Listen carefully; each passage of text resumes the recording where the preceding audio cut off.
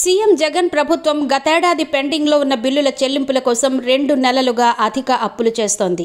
ఈ ఏడాది మే, ఏప్రిల్ నెలల్లోనే రిజర్వ్ బ్యాంక్ నుండి ప్రభుత్వం 21,000 కోట్లు అప్పు తీసుకుంది. ప్రభుత్వం ఇంత తక్కువ వ్యవధిలో ఇంత పెద్ద మొత్తంలో అప్పు తీసుకోవడం ఇదే తొలిసారి. సాధారణంగా ప్రభుత్వం ఎప్పుడూ సగటున నెలకు 5,000 కోట్లు తీసుకోగలదు. అయితే జగన్మోహన్ రెడ్డి హయాంలో ఈ సంఖ్య 7,000 కోట్లకు చేరింది. ఈ ఆర్థిక సంవత్సరంలో అది మరింత పెరిగి నెలకు 10,000 కోట్లకు చేరింది. ఇదే తీరు కొనసాగితే అప్పు కేవలం ఒక ఆర్థిక సంవత్సరంలో 1,00,000 కోట్లు దాటవచ్చు.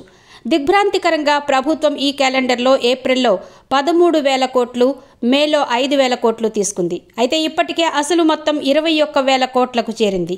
గత ఆర్థిక సంవత్సరం నుంచి అనేక చెల్లింపులను జగన్ ప్రభుత్వం పెండింగ్లో పెట్టింది. ఈ చెల్లింపులను తిరిగి చెల్లించడానికి ప్రభుత్వం ఈ సంవత్సరం మరింత అప్పులు చేయడం ప్రారంభించింది. ఇంకా కొన్ని కోట్లు తీసుకోవాలని నిర్ణయించినట్టు ప్రభుత్వం ఇప్పటికే పేర్కొంది. ప్రత్యక్ష లబ్ధిదారుల బదిలీ కోసం మాత్రమే ఈ ఏడాది 14,000 కోట్లు అప్పులున్నాయి.